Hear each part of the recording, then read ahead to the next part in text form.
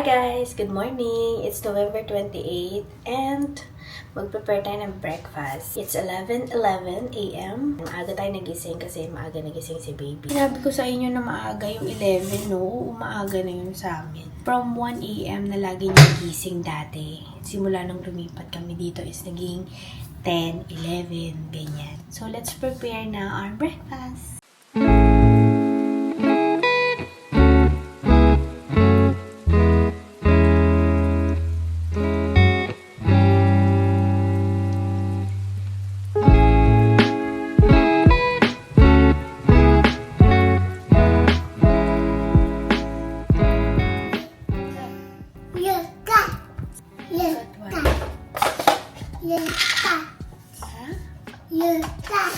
Look at what? Look at. Huh? Look at. Look at. Wow. That. Wow.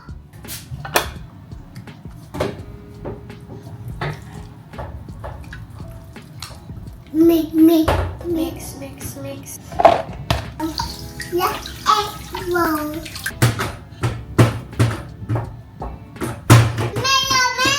Mayo. Ah! Let's go na.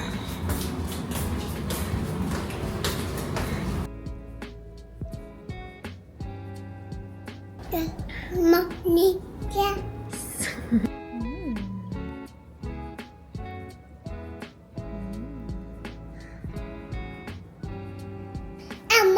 Amor. Oh, what's this? Tower. A coral. Where's the shell? The conch shell. Galing naman. Kahapon ko lang yata ito tinuro. Tawag ko dati dito seashell. Ito. Tinuro ko sa niya conch shell. Alam niya na agad. Yes. Oh, what's this one? A jellyfish. Where is the crab? Where's the crab? Okay. Here. Okay, yan. Kinulayan. Where's the shrimp? Where's the shrimp? Very good. Pinapanood ko si baby habang andito ako sa kitchen. So, ayan, naglalaro siya ng ice cream niya.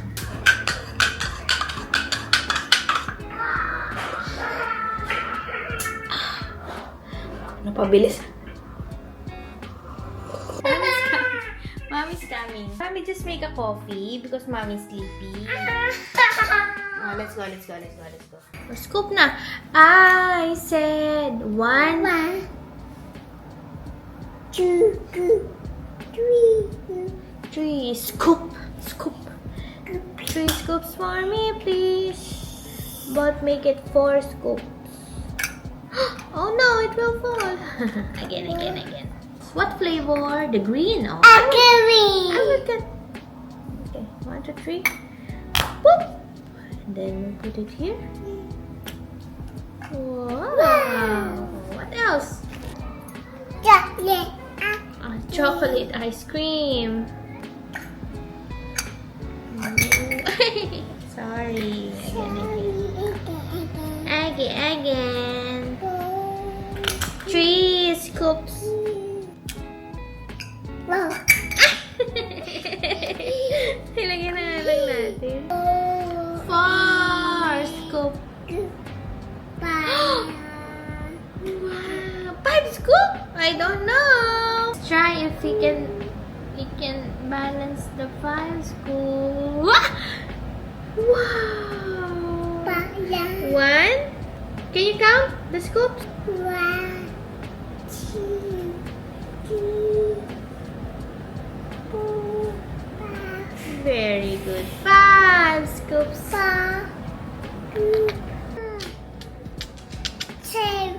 Cherry. Where's the cherry? The tallest ice cream. Whoa. Minsan nagre-reklamo si Mon. Maingay daw kami. Yeah. Akala ko kasi soundproof na itong bahay. Minsan hinahinaan ko na ang boses ko. Galing kasi night shift si Mon, kaya tulog pa siya. So, in a few minutes, magigising na din niya. minsan 1 siya nagigising or before 1, gano'n. Depende sa... Oh, yung coffee ko!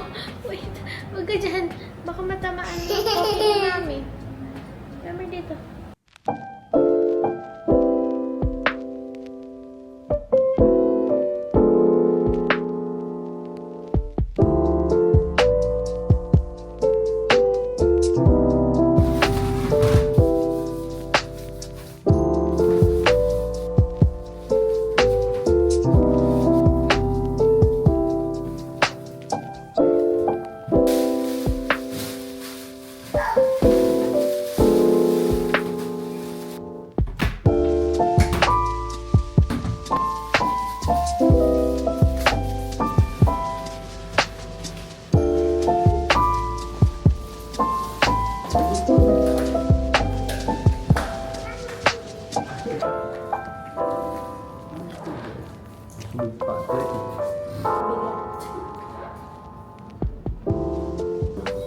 Careful.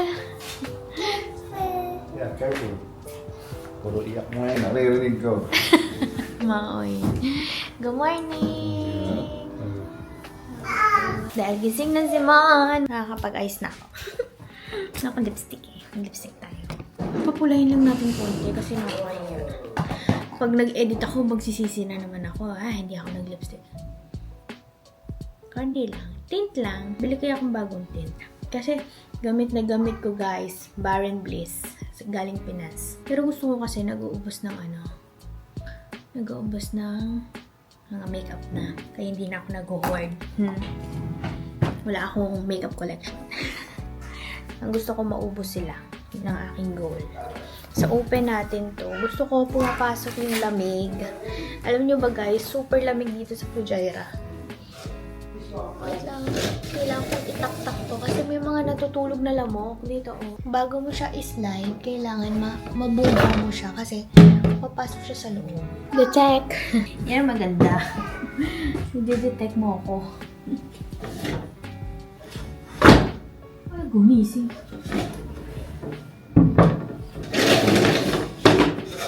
Sulit na sulit ang window dito. Kasi di ba last time, sa dati na yung bahay, wala kaming window. May window, pero walang nakakapasok na ilaw or sunlight. Tigit ko Post Malone. Oh. Dali mo binigay. Oh. Kailan ba yun? November 5? Bigyan mo natin may December 5? Nakakapunta ba tayo? Hindi. Favorite mo pa naman yun. Post Malone. Meron kaming 2 ticket, Post Malone, na December 5. Kaso may duty si Mon. So, anong gagawin natin? Ipapamigay natin.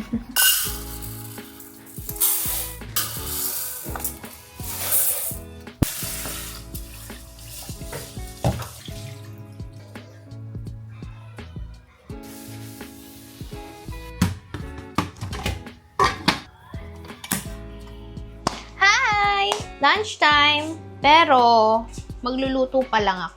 Nag-upgrade na kami guys ng air fryer kasi medyo matagal na din yung air fryer na. Medyo maalikabok no kasi itim eh. Kita mo agad pag pag may alikabok. Mas malaki siya, tapos madali na siyang linisin. Yan. Sobrang tagal na nung air fryer namin. Parang bago pa lang yung air fryer noon.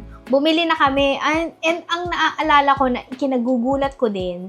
Kasi super mahal pala nitong bili namin dito sa air fryer namin. Ngayon, mura na lang ang mga air fryer. So, ito guys yung air fryer namin dati. Ito siya. Okay pa to. Gumagana pa siya.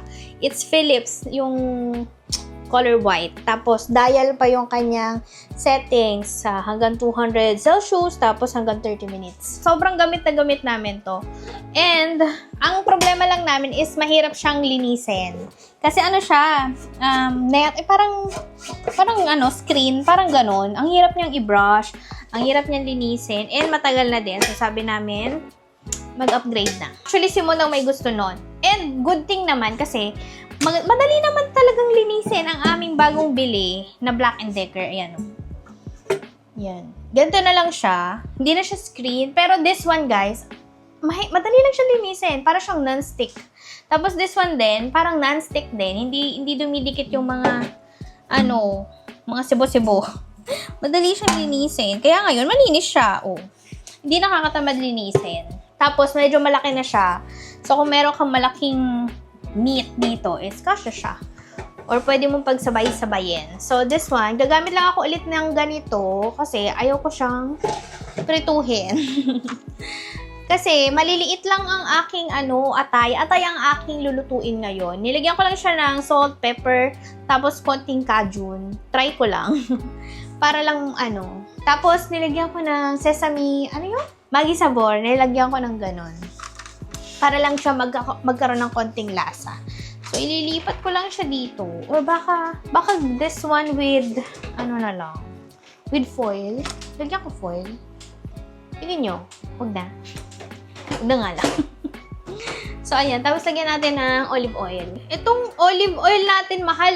Pala siya? Pomace oil. Na may halong extra virgin oil. Hindi siya puro. Baka mura lang kasi, no? Pomace oil with extra virgin oil. So, may siya. May halo. Okay na kayo dyan.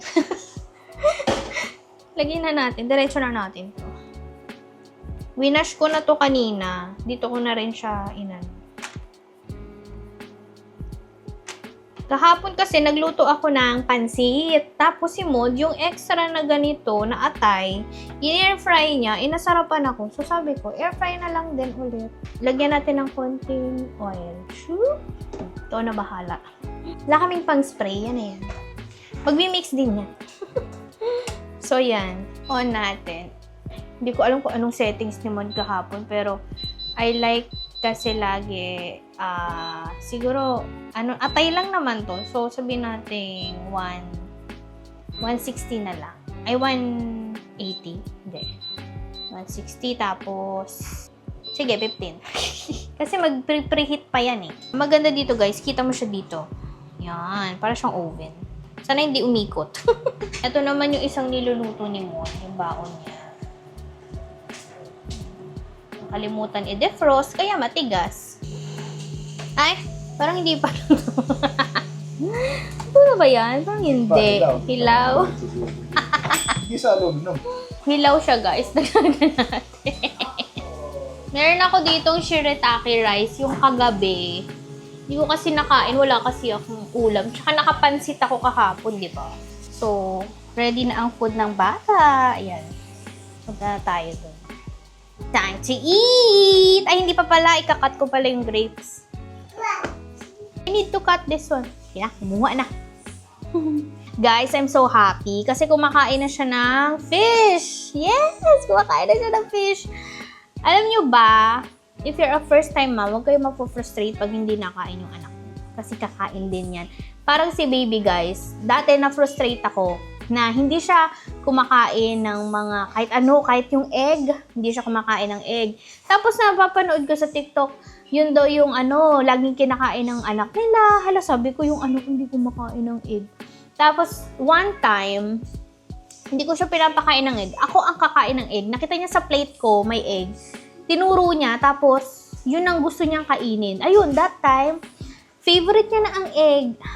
Yun lagi niyang nire-request. So, marunong na siya kumain ng egg.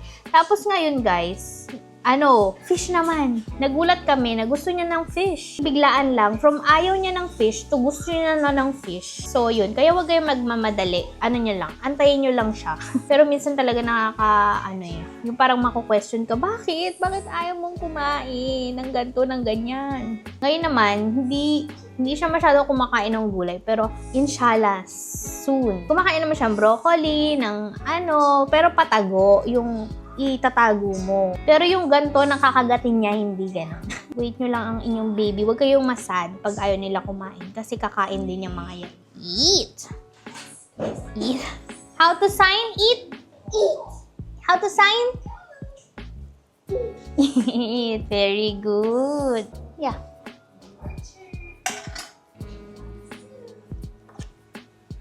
Paano? Kumakain naman siya ng cherry tomato, guys. Nakain niya to first time sa Sushiwama. Nagulat kami. Bigla niya na lang din tinuro yung cherry tomatoes. Tapos, nung simula nun, kumakain na siya ng cherry tomatoes. Kailangan lang nila makita. Minsan, ganyan. Itong broccoli yan, nilalagay ko lang yan dyan kahit hindi niya kinakain. Soon, masasanay din siya and kakainin niya din. Basta nakikita niya sa plato niya. Yaan nyo lang siya dyan. Fishy. Cherry tomatoes. Ah, you want the soup? Yummy. Okay na pala siya, guys. Mukha lang siyang hindi luto, pero luto na siya. Hinawakan ko siya. Dry na. Dito na lang siguro ako kakain. By the way, this one, shirataki rice. Ayan. May shirataki rice dito, guys, sa UAE. Tapos, lagyan natin ng sriracha. Let's put some furikake. Furikake kami, guys. This one, nabili ko sa Amazon. Pero this one, sulit na din. Madami na siya. Tapos, magkano lang. Ayan. Balikan niya ng natin. Atake. Okay din to. Mishima. Ito. Ang aming nilalagay sa rice. Para may konti siyang seaweed taste. Yan na siya. Mukha lang hilaw, pero luto. Uy, masarap. Bisita na naman tayo later. Yung magpipintura. Late na naman yung dadating. Problema ko lang naman doon sa magpipintura. Kasi yung pintura, hindi nawawala agad yung amoy. Kaya hanggang gabi, may amoy siya. Kung maaga nila yung gagawin sana, may time pa lumabas yung amoy sa labas. Kasi mahirap matulog ng may amoy yung kwarto. This is our food. Thank you, Lord, for the food. Amen. Nice, guys.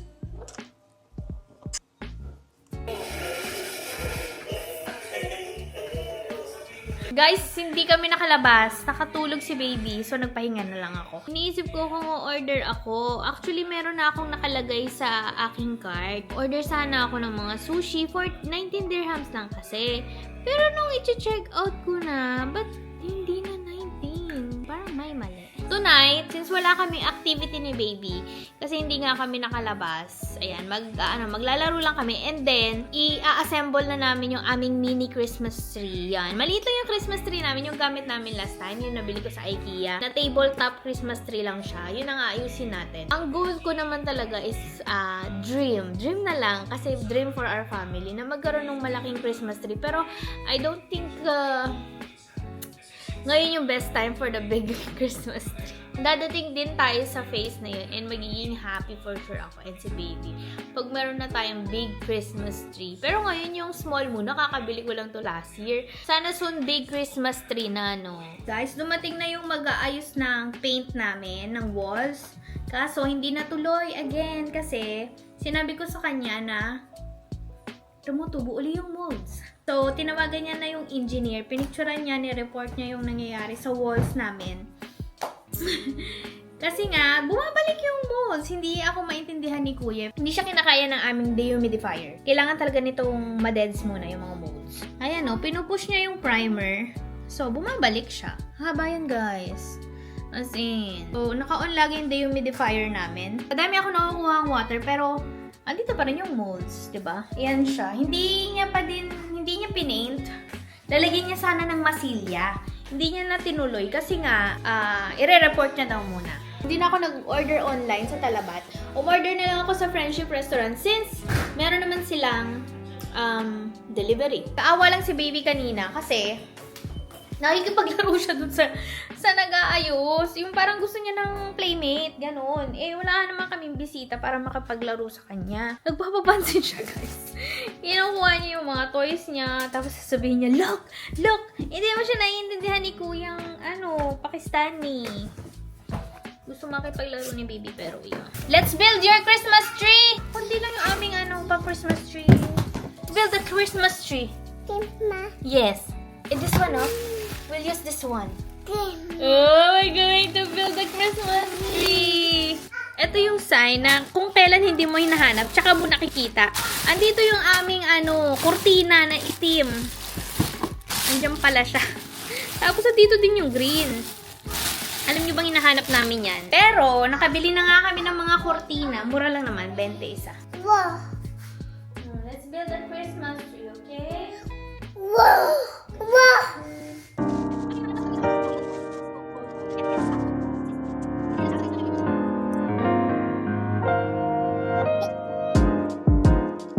It's RSN.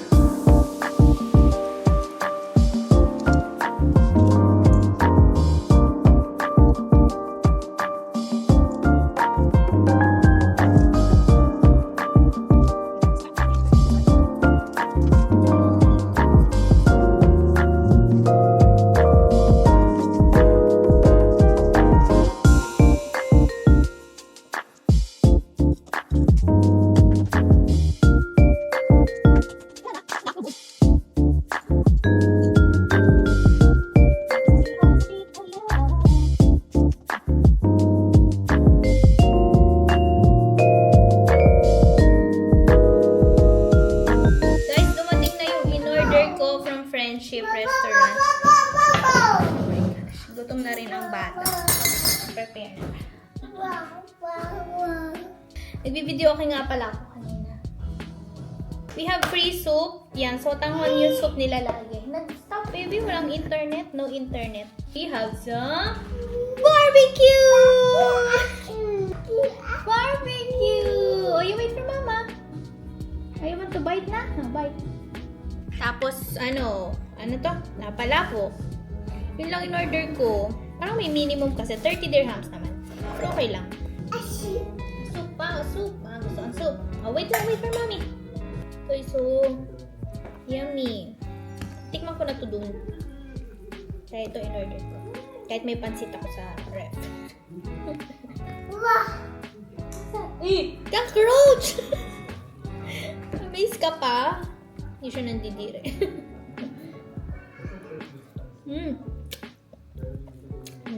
Nice.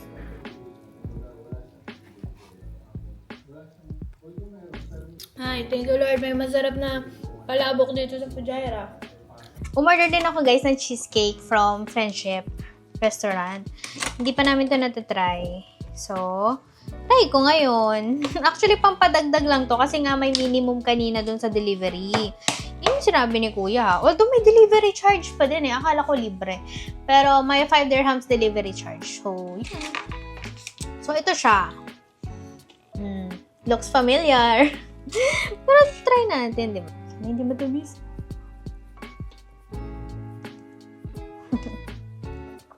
Para siyang may caramel ba yun? Parang may caramel sa gitna. Or yema. Yema ba yun? Hindi ko alam. Yema or caramel? Looks familiar pero taste different doon sa looks familiar ko na tinutukoy. Kamukha niya yung sa Maria Paz. Pero iba yung sa loob. Iba yung gitna. And masarap din siya. Mag-unboxing na nga din pala tayo guys. May dumating kanina. Ito, medyo nag-worry pa ako kasi baka makita ni mo na. Pero makikita niya talaga. Kasi ang laki nito eh. It's a 20-liter soil. So, imposibleng matago mo to.